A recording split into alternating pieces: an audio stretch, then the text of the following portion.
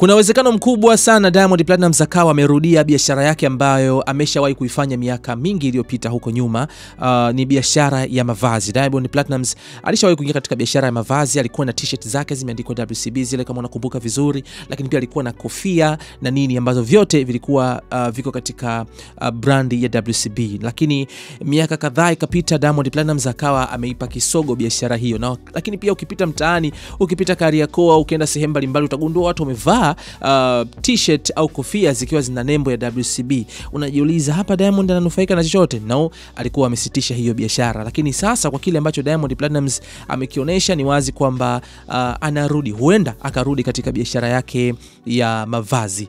Hili inatokana na hizi picha ambazo Diamond Platnumz ameziposti kupitia ukurasa wake wa Instagram, lakini pia of course niite ni bandana au niite nini, alikuwa amejifunga kitambaa alichokuwa amejifunga kwenye video ambayo ameshirikishwa na huyu mwanamuziki anayefahamika kwa jina la Skylar Tyler. Of course hii ni ngoma ambayo Diamond Platnumz ameshirikishwa humu ndani, lakini pia wasanii wengine kama Carly Harrison pia yupo, kuna Tyler ICU yupo katika ngoma hii na kwenda kwa jina la Bombshell. Sasa kupitia video hiyo Diamond Platnumz amevaa kitambaa kichwani ambacho kimeandikwa Wasafi Clothing Line. Hii ni mara ya kwanza ambayo kimsingi namuona Diamond Platnumz akiwa amevalia kofia yenye maandishi hayo ya kwamba hii ni product ya Wasafi.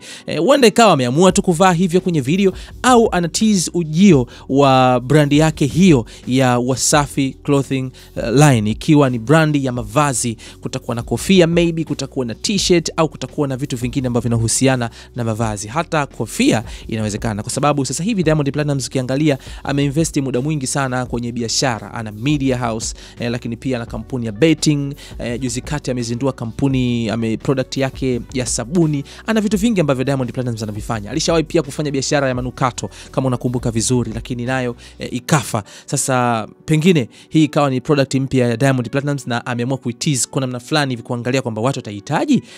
Of course kwa fan base ambayo yuko nayo Diamond Platnumz akiendelea na biashara yake hii ya clothing line, naamini kabisa ni utajiri mkubwa sana. Pesa nyingi sana atazivuna huku, kwa sababu tayari tunaona mtaani watu wanavaa kofia zenye nembo ya WCB, lakini pia wanavaa t-shirt.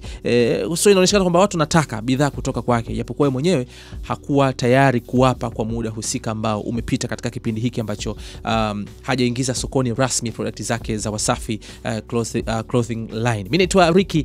Unawish Diamond Platnumz aingie katika hii biashara, arudi tena kwenye biashara yake ya mavazi kama ambavyo alifanya maisha ya huko nyuma. Mtaweza kununua, lakini msitegemee kupata bidhaa unanunua t-shirt 10,000 afu ni brand ya Diamond Platnumz. Lazima ujipange, itakuwa ni hela fulani imenyooka, kwa sababu kwa brand yake pia akianza kuuza vitu famba inakuwa haiko poa. Drop comment yako hapa chini. Mimi naitwa Ricky Kisalala San, Instagram, Facebook na Twitter napatikana kama Ricky Media TZ. Ni cheki huko kwa ajili ya kupata update mbalimbali za burudani na nje ya Tanzania.